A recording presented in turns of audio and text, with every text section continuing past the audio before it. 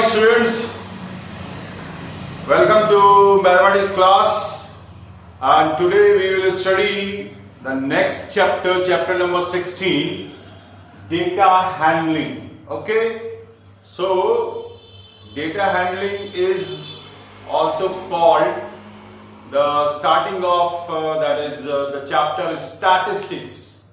Okay, और statistics आपको class 8th, 9th, 10th सब में पढ़ना है.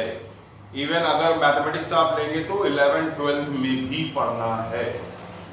ठीक है, तो स्टैटिस्टिक्स में अभी जो आपको डेटा हैंडलिंग में बताना है वो ये है कि इसमें इसके पहले अर्लियर क्लासेस में you have studied about the collection of data and organizing the data, collection of data. What is data? Data is the collection of numerical informations or figures giving some information to you. That is called the data. ठीक है, जैसे आप किसी class में गए, जैसे Sanjay sir करते हैं ना, वो डेटा कलेक्ट करते हैं. क्या कलेक्ट करते हैं कि क्लास में जा करके हर बच्चे की हाइट और वेट वो मेजर करके नोट कर लेते हैं. ठीक है, सो दैट इज कॉल्ड, जो आप उनके पास में न्यूमेरिकल फिगर्स कलेक्ट होते हैं, that is called the data. मतलब collectively called data. Data is the plural word. Data is plural. ठीक है, एंड इसका जो सिंगुलर होता है वो होता है डेटम. ये सिंगुलर. ठीक है, और एक जो डेटम हम ये जो बोलते हैं इसको कहा जाता है, जैसे हम क्लास में गए और क्लास में जाकर के मैंने सभी बच्चों के हाइट को नोट किया, तो एक एक जो हाइट मैं नोट कर रहा हूं, that is called the observation. What we observe, the height 130 centimetre और 145 सेंटीमीटर और 128.6 centimetre, that is the observation.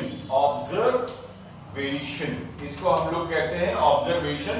और the term, डेटा का एक टर्म कहलाता है. Okay, that is called datum. Okay, so वो होता है observation. इसके अलावा आपको पढ़ना है कि raw डेटा क्या होता है. जिस डेटा को ऑब्टेन, ओरिजिनली जो ऑब्टेन किया जाता है, that is called the raw data, जिसको ऑर्गेनाइज नहीं किया जाता. ऑर्गेनाइज का मतलब ये होता है कि मैंने यहां पर नाम लिया, सपोज एक आपके बुक में जो एक टेबल दी हुई है, जिसमें जैसे दिया हुआ है सचिन एंड इसके अलावा आपका विराट, ठीक है, धोनी और युवराज. तो इन सबके जो रन्स हैं, सचिन ने 47 किए और 86 इसने किए, धोनी ने आपका 92 किए, युवराज ने 103 किए. तो इस तरीके से जो ये जो रन्स हैं, मैंने ये ऑर्गेनाइज कर लिया डेटा को.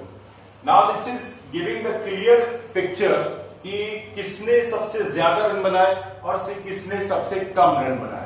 ठीक है, सचिन ज्यादा रन बना सकता है, लेकिन मैंने उस दिन का ऐसे ही मैंने लिख दिया है. नो प्रॉब्लम, अगर आप सचिन के फैन हैं, मैं भी हूं, लेकिन यहां पर मैंने ऐसे ही बस लिख दिया. ठीक है, तो इस तरीके से जो ये आया मेरे पास में टेबल, इसको ऑर्गेनाइज्ड टेबल बोलते हैं. और ये ऑर्गेनाइज्ड डेटा, ये जो डेटा मैंने कलेक्ट किया, और भी हो सकते हैं, तो इसको जो मैंने ये कलेक्ट किया, that is called the organised data. और ये क्लियर कट पिक्चर दिखा रहा है कि किसने कितने रन बनाए. और ये भी इसमें लिख सकते हैं कि यहां पर हाउ मेनी फोर्स और 6. सपोज इसने 3 फोर्स डाले हैं और 1 6 मारा है, और विराट ने मान लीजिए 5 फोर्स मारे हैं और 2 6s मारे हैं. धोनी ने मान लीजिए कि 6 मारे हैं, 6 फोर्स मारे हैं और 6 मारे हैं. तो इस तरीके से आप ये जो डेटा और कलेक्ट हो गया और क्लियर इंफॉर्मेशन मिल गया कि कितने फोर्स हैं, कितने 6s हैं. तो इस तरीके से डेटा को हम ऑर्गेनाइज करते हैं. This is called observation. How many data ये जो मिल रहा है हमको, how many force and how many 6s, this is called the observation. ठीक है, आपने स्टैटिक्स को कहां देखा है? आपने देखा होगा जब आप मैच देखते हैं तो आपको बहुत सारे स्टैटिस्टिक्स का यूज उसमें दिखाई देता है। ठीक है, कौन सबसे ऊपर है, कौन सबसे नीचे है, किसके ज्यादा रन है, कितना एवरेज है, दैट इज ऑल, सब कुछ क्या है, स्टैटिस्टिक्स है। And statistics is very useful in daily life. Okay students, 2 more terms are there which you have to know. First is the frequency.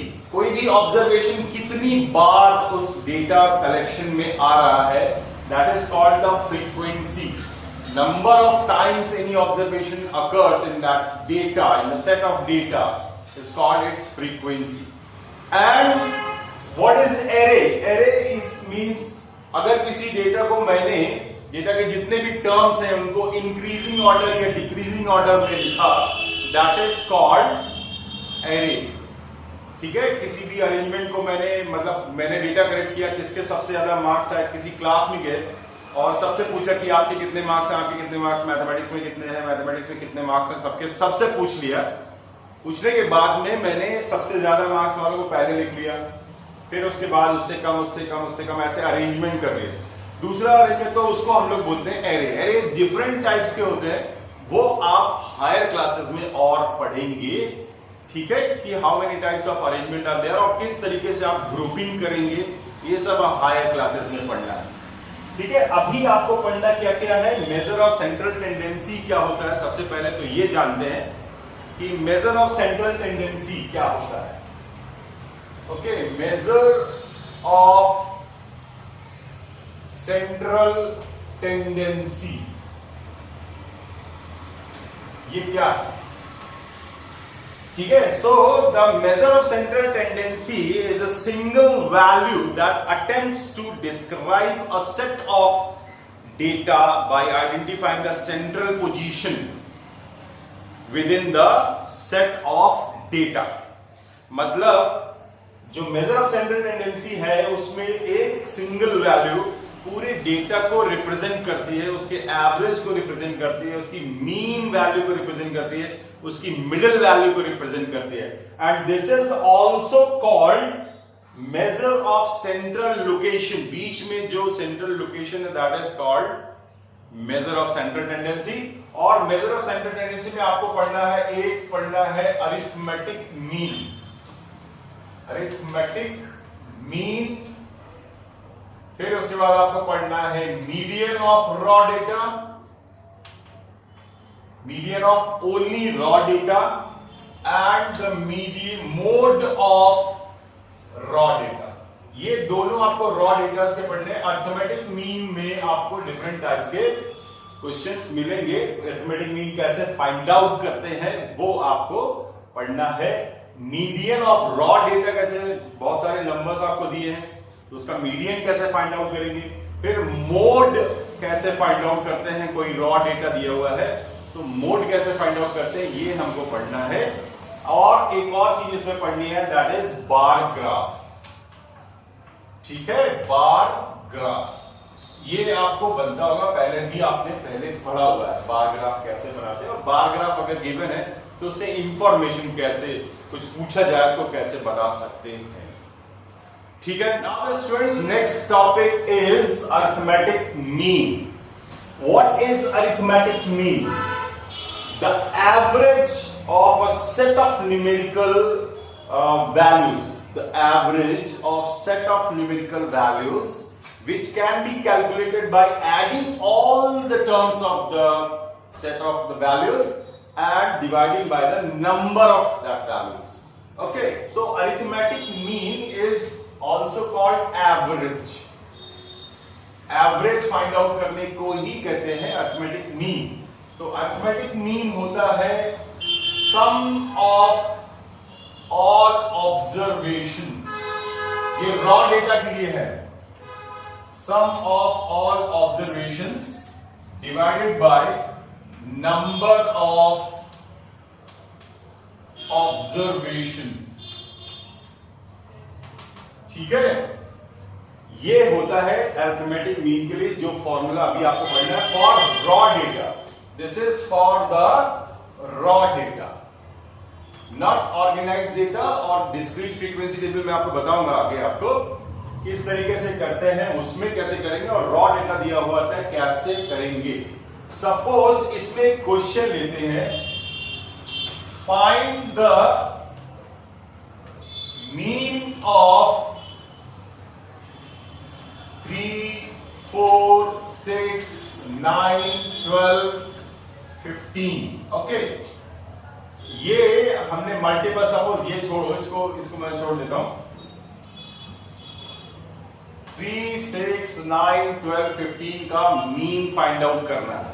This is the multiple of first 5 multiple of 3। Okay, positive multiple. तो इसका mean कैसे find out करेंगे, तो सबसे पहले आपको sum find out करना पड़ेगा। Sum is equal to 3 plus 6 plus 9 plus 12 plus 15। So 3 plus 6 9, 9 plus 9 18, 18 और 12 जोड़ेंगे तो कितना आएगा 30, एंड दिस इज 45। इसका सम कितना आ गया 45, एंड नंबर कितने हैं, number of terms is equal to 5, 1 2 3 4 5। तो अब आप इसको 45 को, जो मीन आपको फाइंड आउट करना है, arithmetic mean, that is 45 upon 5, कितना आएगा बताइए 9। तो इसका मीन, इन नंबर्स का जो मीन हुआ, ये रॉ डेटा है, ये क्या है इसके बारे में हमें पता नहीं है, बस हम ये बता रहे हैं this is the first 5 positive multiples of 3। ये ठीक है, ये 5 हमने लिए, तो ये है, और इसके बारे में और क्या है ये नहीं पता है, ये इसीलिए ये रॉ डेटा है, ये ऑर्गेनाइज्ड नहीं है। ठीक है, अरेंजमेंट किया गया है इसका, इंक्रीजिंग ऑर्डर में लिखा है, but this is not organized as per the statistics. So ये हो गया आपका arithmetic mean, sum of all observation divided by the number of observation. ठीक है, अरिथमेटिक मीन निकालना समझ में आया, रॉ डेटा का।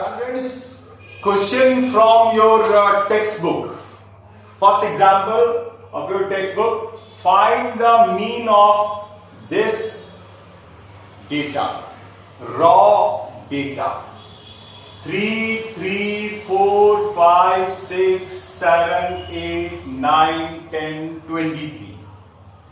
अब ये डेटा के बारे में कुछ पता नहीं है, जस्ट अ नंबर्स हमें इसको कंसीडर करना है, that is why I am telling you this is the raw data.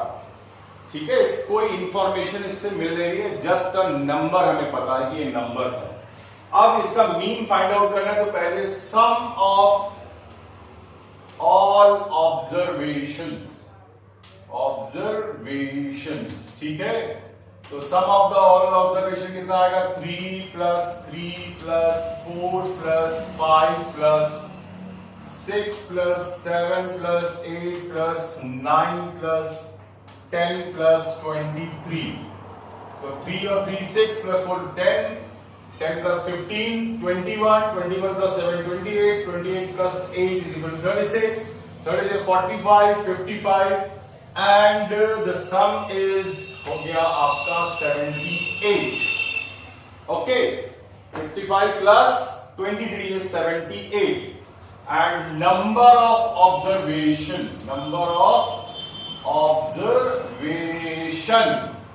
कितने हैं 1 2 3 4 5 6 7 8 9 10। सो अरिथमेटिक मीन हो गया, arithmetic mean is equal to sum of all observation, ये observation divided by number of observation. ठीक है, तो ये हो गया आपका 78 upon 10, and this is 7.8. Therefore, the mean of this data is 7.8. ठीक, next question.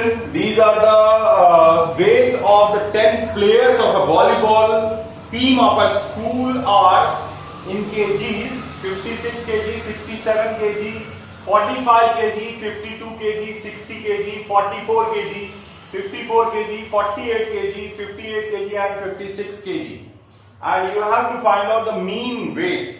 Okay, mean weight find out करने के लिए सबसे पहले आपको sum of weight निकालना पड़ेगा।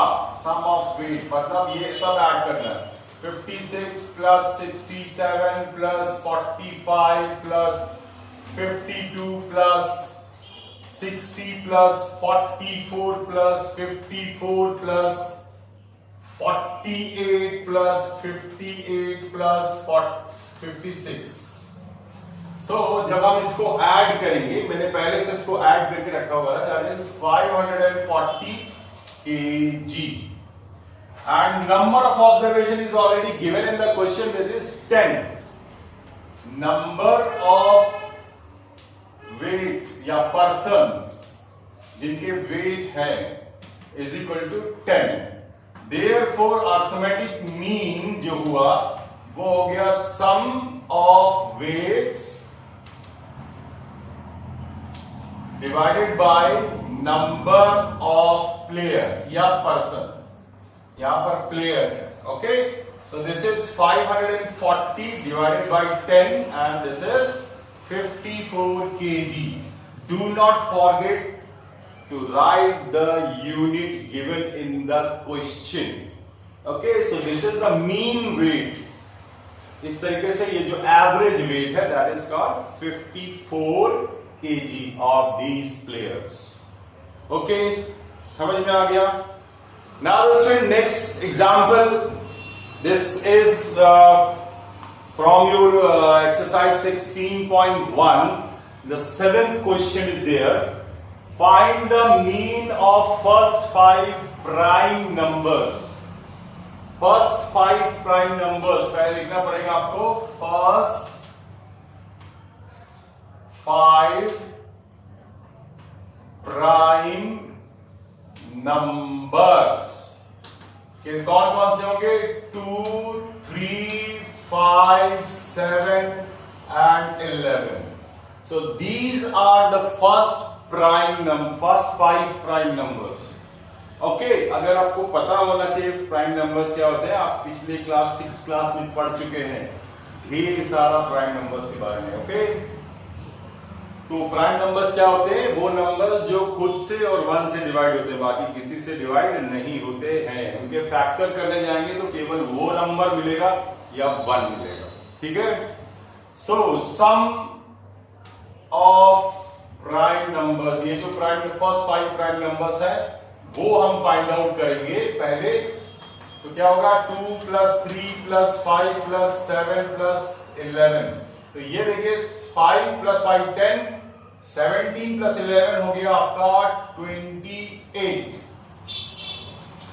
ठीक है. Therefore, और नंबर ऑफ प्राइम नंबर्स कितने हैं? प्राइम नंबर्स कितने हैं? 5. Therefore, arithmetic mean is equal to sum of the prime numbers divided by number of prime numbers. ठीक है. So this is 28 upon 5. तो 28 upon 5 को जब हम डिवाइड करेंगे तो आएगा 5.6. So this is the 5.6 is the mean of the first 5 prime numbers. ठीक है, समझ में आ गया? प्राइम नंबर्स का मीन, ये 5 प्राइम नंबर्स के मीन आ गए आपका 5.6 अरिथमेटिक मीन. ठीक है.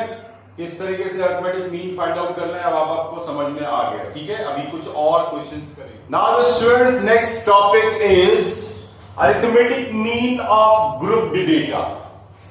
ग्रुप्ड डेटा आपको ये इस टाइप का ही अभी मिलेगा. ग्रुप डेटा और भी टाइप के होते हैं, क्लास इंटरवल्स वाले भी होते हैं, वो आप हायर क्लासेस में पढ़ेंगे. लेकिन ये जो ग्रुप्ड डेटा इस टाइप का होता है कि ये जो क्वेश्चन है वो ये है, the pocket money of the 20 students is shown below. तो नंबर ऑफ स्टूडेंट्स आपको पता है 20 स्टूडेंट्स हैं below. Find the mean of pocket money. Find the mean of the pocket money. The table is given. ये table आपको मिलेगी इसमें बनी हुई.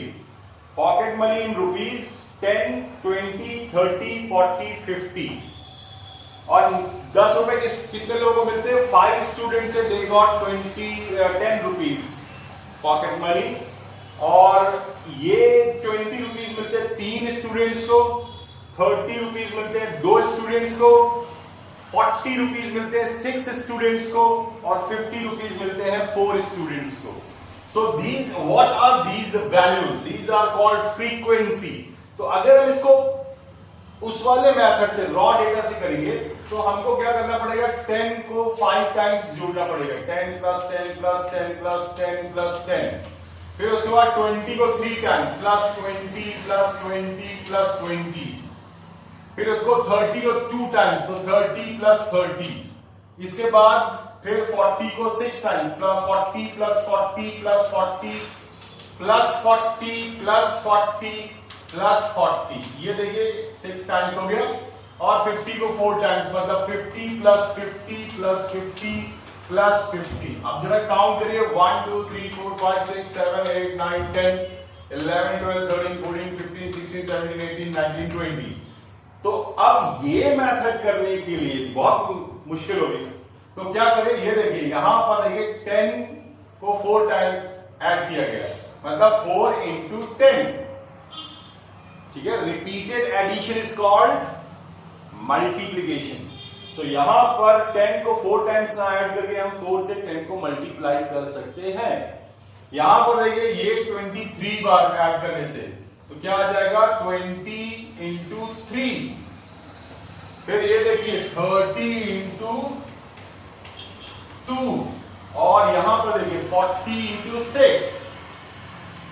तो आप देख रहे हैं कि ये आपके पॉकेट मनी है, ये इसकी फ्रीक्वेंसी है, ये पॉकेट मनी, ये फ्रीक्वेंसी। तो पॉकेट मनी और फ्रीक्वेंसी दोनों को हम मल्टीप्लाई करके बाद में ऐड कर लेंगे तो वैल्यू वही आएगी।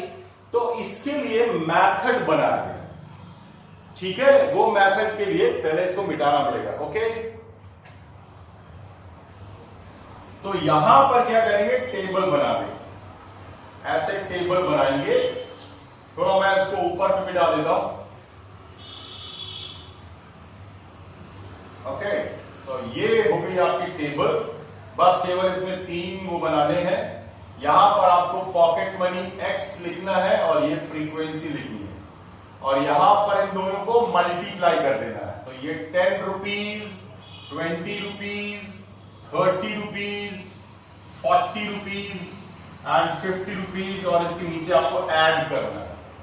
तो यहां पे 10, 20, 30, 40, 50, ये आपको टेबल से लिखना है। इसके बाद 10 रुपीज कितने लोगों को मिलते हैं, तो टेबल में दिया हुआ है 5 लोगों को, 20 3 time 32 persons, 6 persons and this is 4 person। Okay, so इसका जो सम होगा इसको हम लोग लिखते हैं sigma F is equal to 20, ये जोड़ेंगे तो 20 आएगा। तो ये जो शब्द, ये जो लेटर है सिग्मा, इसको कहते हैं सिग्मा। इसका मतलब होता है, इसके देखिए 2 मुंह है ना, ये ऐसे ही बोल रहा है।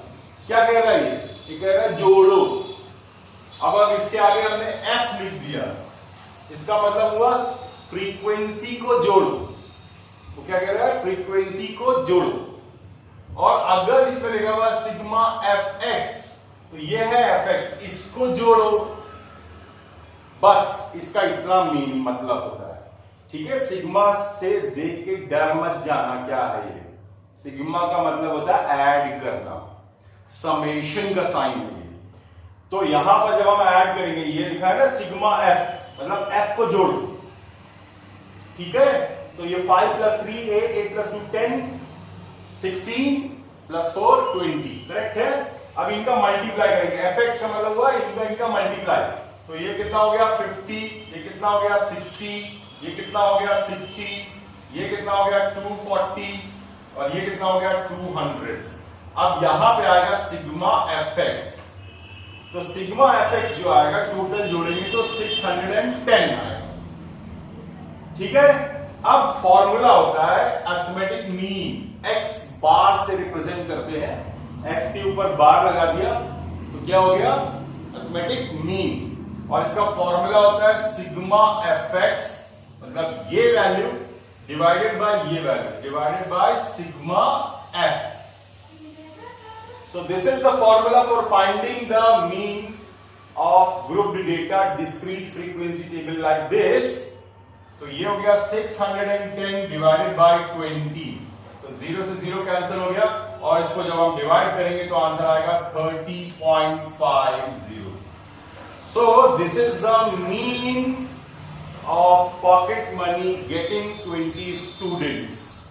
Okay, कुछ टफ लग रहा है इसमें, ठीक है, कुछ करना नहीं है. टेबल में जो पहला वैल्यू देंगे यहां लिखना है, फ्रीक्वेंसीज को यहां लिखना है, इसको x सपोज कर लेना है, इसको ये f है सारी फ्रीक्वेंसीज एंड fx उनका मल्टीप्लाई कर देना है, इनका यहां लिखना है और फिर इसको ऐड करना है, इसको ऐड करना है, दोनों को डिवाइड कर देना है. ठीक है, this is the direct method for finding the arithmetic mean of discrete frequency table. ऐसी टेबल जिसमें ऊपर ऑब्जर्वेशंस होते हैं और उसकी फ्रीक्वेंसी नीचे दी रहती है, वो कहलाते हैं discrete frequency tables. Now student, take one more question. This is not in your book. I have taken extra question from other book. Okay. So find the mean of the following distribution table. तो जगह आगे नहीं है, मैंने data में लिख देता हूँ, डेटा. ठीक है. So this is x. x मतलब सारे ऑब्जर्वेशन. अब ये किस चीज के ऑब्जर्वेशन है? This is not described. And the frequency मतलब 4 हो सकता है कि ये कुछ मार्क्स हो या कुछ ऐसा. 4 मार्क्स वाले ये है, 6 मार्क्स वाले 10 लोग हैं, 9 मार्क्स वाले 10 लोग हैं, 10 मार्क्स वाले 7 है, 15 मार्क्स वाले 8 है.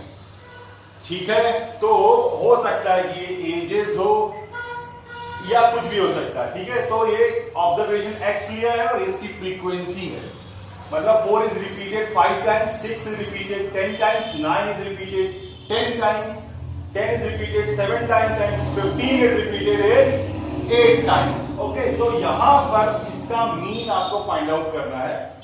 एज यूजुअल आपको टेबल बनानी होगी.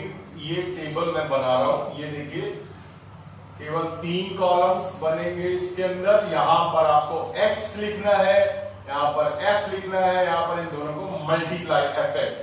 तो 4 6 9 10 15 और नीचे आपको ऐड करना. तो यहां पे हो गया 4 6 9 10 15 और फिर उसकी फ्रीक्वेंसी 5 10 10 7 8 लिख लिया. अब केवल आपको करस्पॉन्डिंग वैल्यूज को मल्टीप्लाई करना. 4 5 जा 20, 6 10 जा 60, 9 10 जा 90, 7 into 10 70 and 15 और 8 कितना होता है? 15 into 120. अब आप देखिए इसको आप ऐड करेंगे सिग्मा f सिग्मा f मतलब इसको जोड़ो तो 7 और 8 15, 5 मतलब 7 और 8 15 और 5 20 30 40. सो इसका जो सम आया दैट इज 40. अब ये सिग्मा fx इनको ऐड करना है. सिग्मा fx ये कितना आ रहा है? ये हम इसको जोड़ेंगे तो आएगा 360.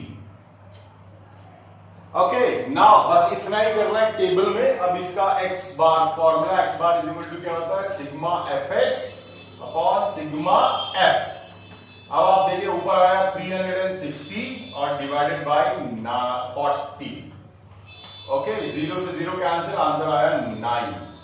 सो इस डेटा का जो मीन हुआ वो हो गया 9. ठीक है, आपको समझ में आया? In this question this is example given in your book but that is wrongly solved. इसमें क्या है? The mean is 7. मीन दिया हुआ है and one of the frequency is not known and you have to find out that frequency, the value of p. आपको find out करना है when mean is given. So x bar is given 7. तो as usual आपको वही करना है जैसे आप अभी करते आ रहे हैं. ये है आपका टेबल, 3 कॉलम्स. आप स्केल से बनाइएगा, मैं तो टेढ़ी मेढ़ी लाइन खींच रहा हूं. यहां पर x है, यहां f है और यहां पर fx है. ठीक है, मेरी लाइन थोड़ी टेढ़ी मेढ़ी हो रही है. ओके, सो यार 2 3 5. तो 5 1 2 3